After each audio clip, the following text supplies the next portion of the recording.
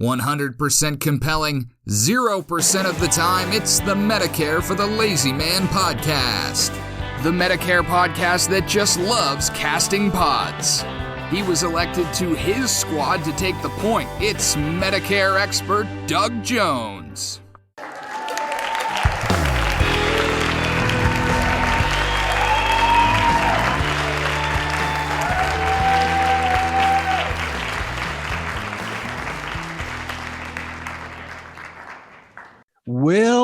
Well, it is the Medicare for the Lazy Man podcast again. How quickly these episodes come around for your listening pleasure. I am Doug Jones, as my Canadian nephew, Drew McMillan, just told you. I am your Medicare expert. And we are here to help you feel confident and even happy about crossing from Obamacare into Medicare so that your health insurance protection and expenses are going to be a lot more palatable to you in the future than they probably have been in the past, at least for most people. Most people that have to pay their own health insurance premiums have not been happy with Obamacare, but Medicare is your opportunity to escape that and to have pretty good coverage at a very reasonable cost. And we are here to make you feel confident about the things you have to do to make that transition happen successfully and without any errors, any problems at all. You can do that by perusing my book, Medicare for the Lazy Man. It's on sale at Amazon. You can get a hardcover copy for the first time ever. You can get a softcover copy. You can get an Audible copy, and you can get a Kindle, an ebook copy soon. I'm hoping it will be very soon that all of these editions of the new 2020 book with the green 2020 on the cover are going to be available to customers going to Amazon. And that's the point of our podcast. Now, normally I would talk to Randy about what he's been up to lately, but I already know what he's been up to. Our last episode dwelt on the possibility that people going to Amazon to look for a Medicare explanatory book like mine would accidentally get fooled by plagiarists. We have been set upon by hordes of Kansas grasshoppers. All of a sudden, these plagiarists from foreign countries have put books on sale on Amazon that obfuscate the actual real serious Medicare books that are on sale on Amazon. And when I say foreign countries, how do you think I found that out? By spending the last episode reading the content of one of the books that's on sale in the Medicare section of Amazon. It makes no sense whatsoever. The original discovery was made because they plagiarized my book in several different ways, using different covers, different authors' names, but the internal content was identical to my book in some respects. And so when I caught them and I reported them to Amazon, some of the books were taken down and others were changed. The author's name was changed, the cover was changed, the title was changed, and the internal content was changed. Not a lot, just a little. And it became quite evident that the people that were in charge of the content were not native English speakers. And I thought it was a lot of fun to read their butchered English and their supposed Medicare informational how-to prose, because it was really, really badly constructed. So anyway, Randy often has an opinion, and the opinion he had after that episode was very striking. In other words, he lost his good humor for a period of time. Randy, how do you feel today?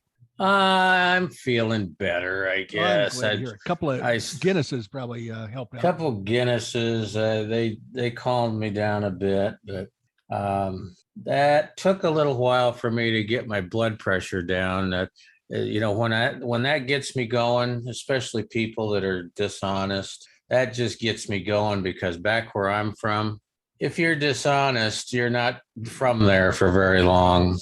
Yeah, I understand that. Well, fortunately, we get the last laugh because we were successful in getting Amazon to pull down the books that were obvious violators.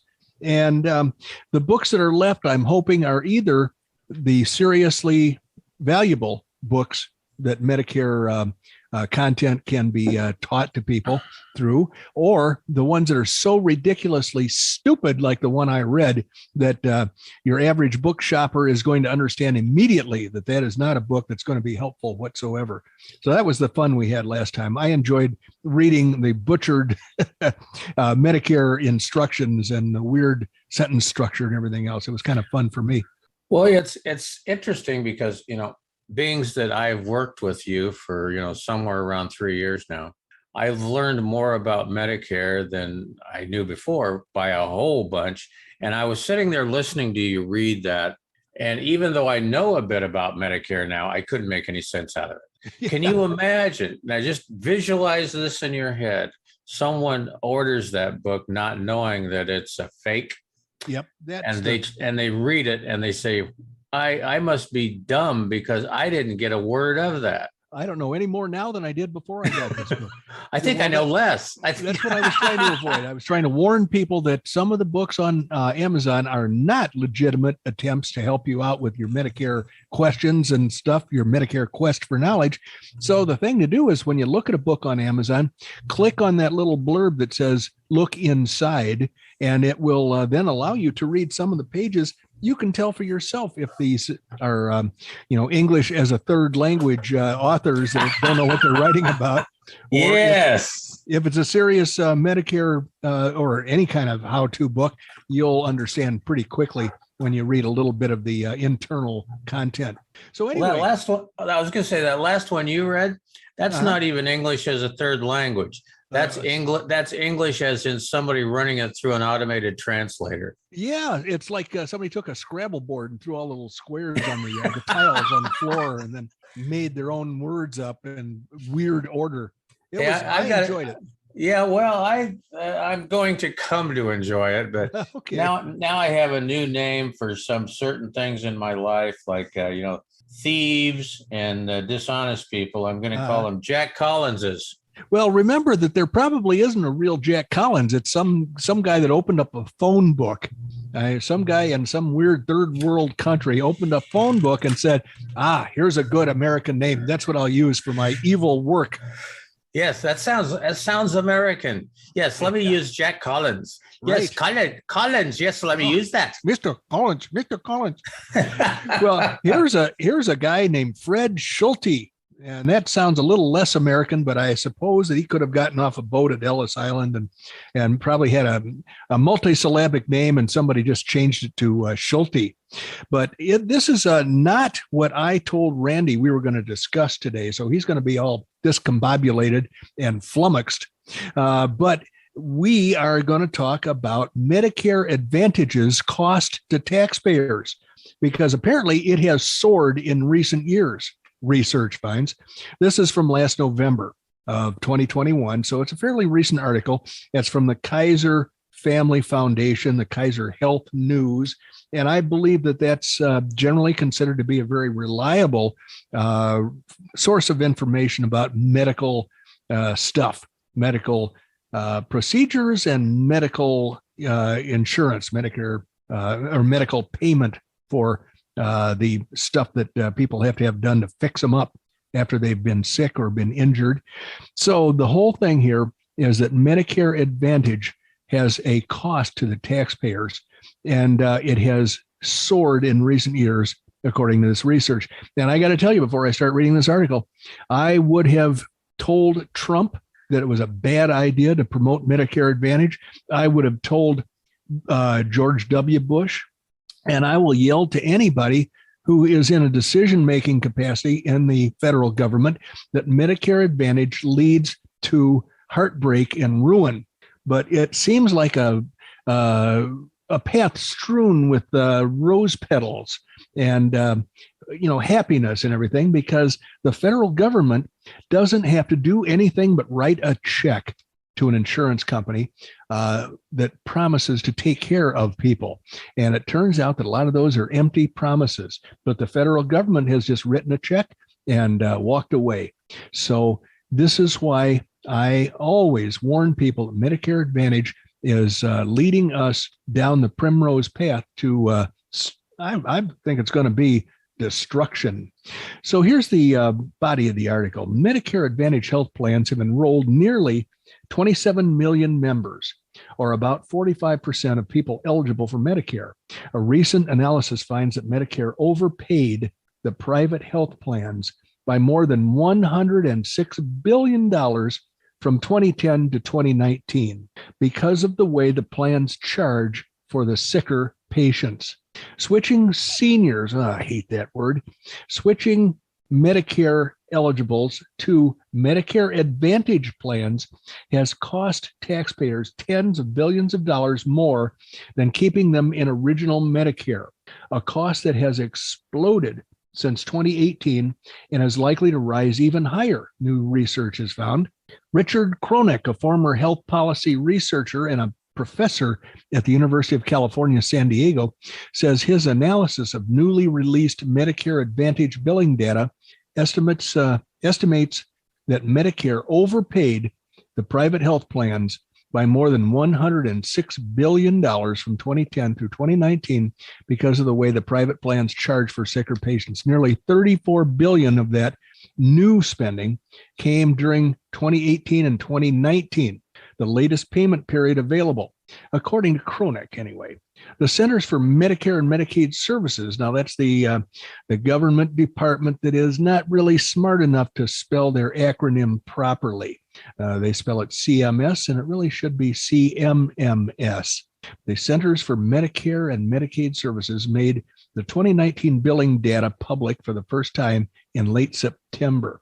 They are paying Medicare Advantage plans way more than they should, says Cronick, who served as Deputy Assistant Secretary for Health Policy in the Department of Health and Human Services during the Obama administration.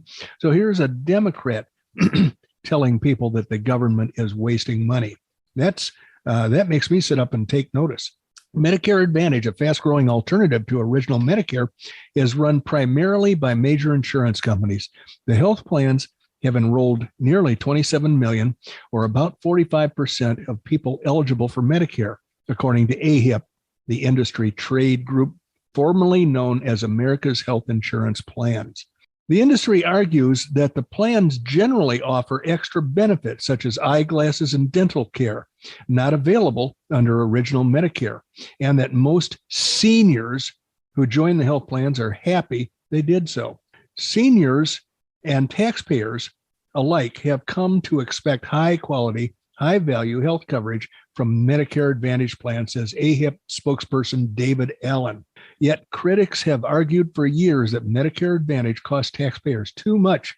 The industry also has been the target of multiple government investigations and Department of Justice lawsuits that allege widespread billing abuse by some plans. And Randy and I have been we've read articles that detail some of this abuse, some of the fraudulent billing practices that go on. Some insurers see eye-popping revenue gains.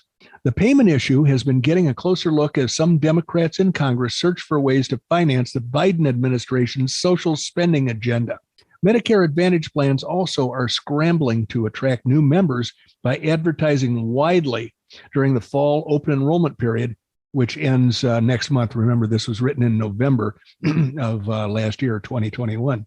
It's hard to miss the big red flag that Medicare is grossly overpaying these plans when you see that beneficiaries have more than 30 plans available in their area and are being bombarded daily by TV, magazine, billboard ads, says a woman who is a director of health policy at a group that seeks to cut healthcare costs and has supported Cronick's research.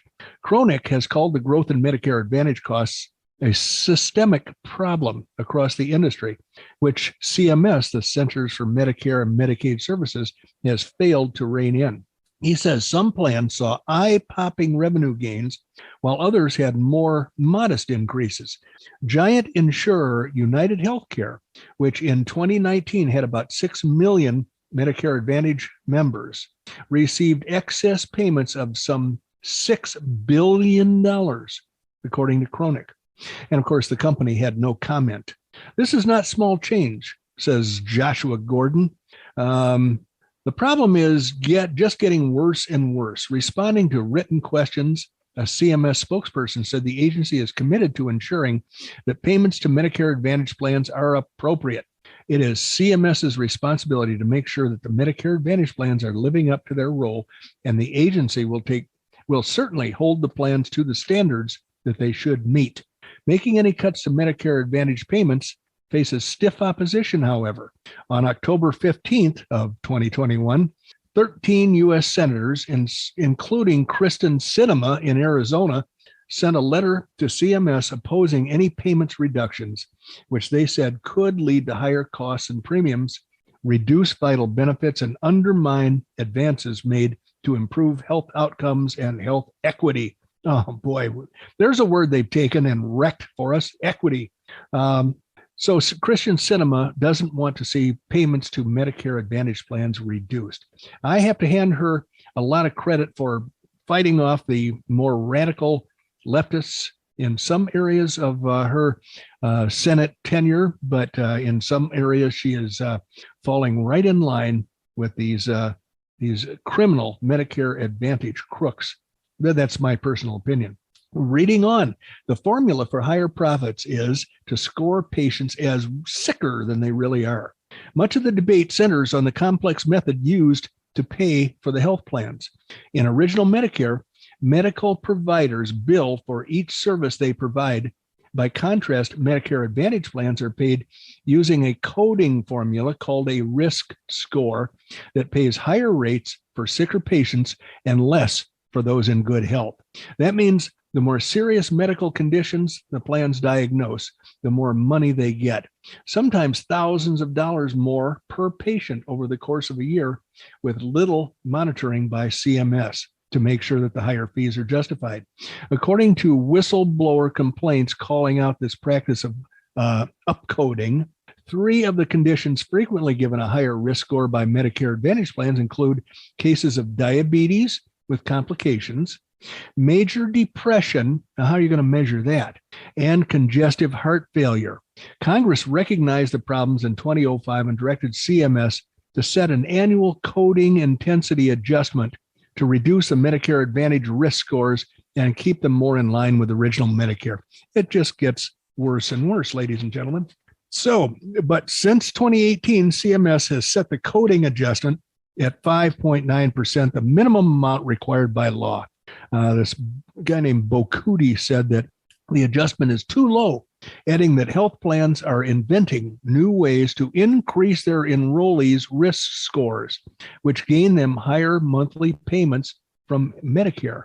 Some of these coding strategies have been in the target of whistleblower lawsuits and government investigations that allege that health plans illegally manipulated risk scores by making patients appear sicker than they really are, or by billing for medical conditions the patients did not have. In one recent case, the Justice Department accused Kaiser Permanente of obtaining about $1 billion by inflating risk scores. In a statement, the insurer disputed the allegations. Kaiser Health News, by the way, is not affiliated with Kaiser Permanente, they say. There's little evidence that those higher payments are justified. Legal or not, the rise in Medicare Advantage coding means that taxpayers pay much more for similar patients who join health plans than for those in original Medicare. If you're just in original Medicare, this is Doug talking now, and you've got a Medicare supplement, pat yourself on the back because you're not contributing to the layers of fraudulent activity that are stealing the Treasury blind. So back to the article.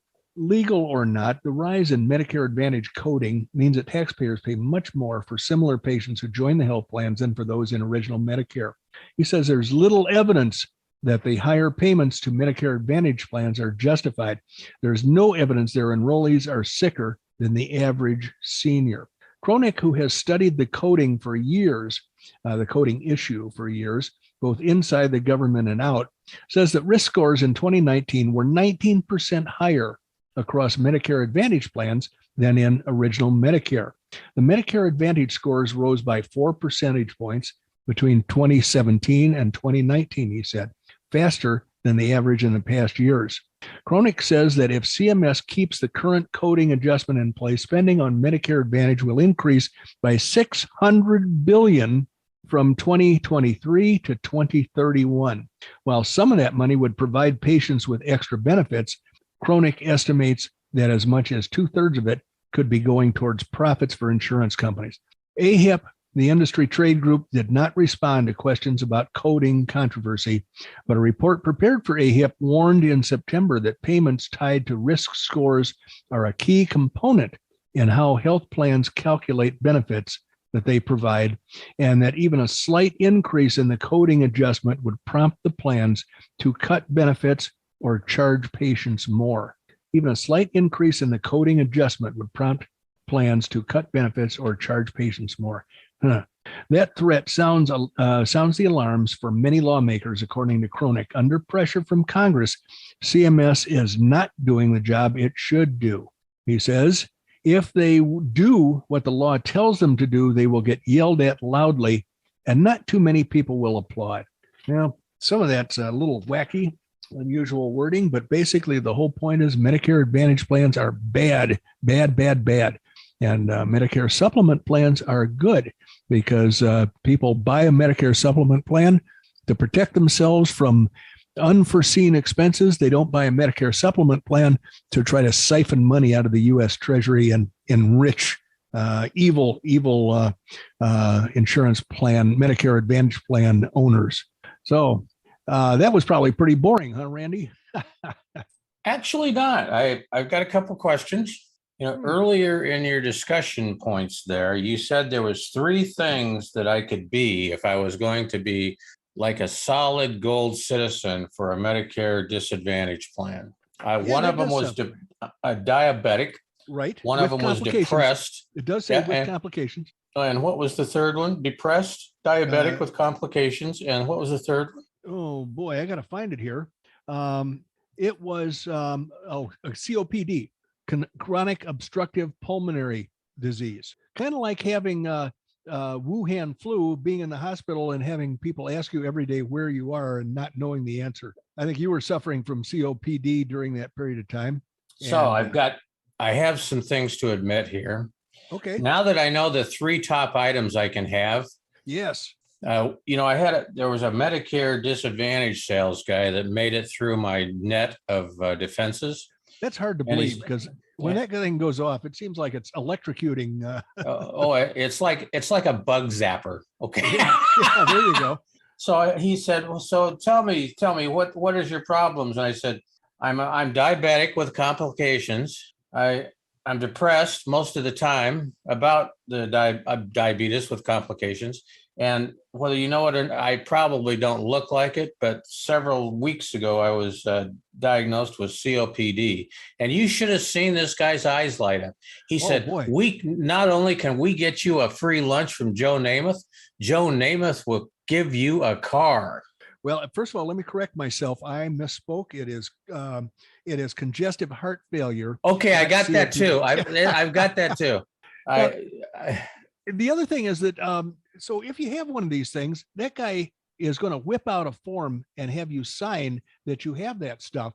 And then he's going to run back to the office. And guess what? He's going to get a bonus. I know. Finding out that you have. Now, let's suppose that you're a little confused and today is not your best day for understanding reality. Well, frankly, he'll shove that form under your face, hand you a pen and tell you to sign it. And then he'll take it back to the office. And if I know agents like I think I know agents, a lot of information is going to wind up on that form that may not be accurate. And this is what we read about them doing. They were caught red-handed on several occasions manufacturing bogus information. No. I can't believe that about a Medicare Disadvantage sales guy. Well, I also told him he wasn't as interested, but I also told him that in addition to all these dire diseases I have that rank up pretty well in a Medicare Disadvantage scorecard, I also had a sunburn from the previous week. I was out too long at the swimming pool. That goes under other. So you can have the 3 things and then there's a box marked other, and they probably would check that box. I know. I told him it was really painful and I couldn't wear a shirt because I was sunburned. And that didn't excite him as much. But, I thought in honor of full disclosure, I had to tell him.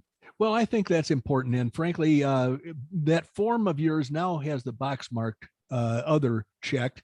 And I'm sure a couple of the other boxes on it too. And it's on its way to the federal government to justify That's right. a bigger and fatter check that they're going to be spending our tax money on these Medicare Advantage plans. And I did have one other thing that I should probably clarify for the audience. You mentioned earlier on you weren't too sure who's running the government anymore with a decision-making capability. Right.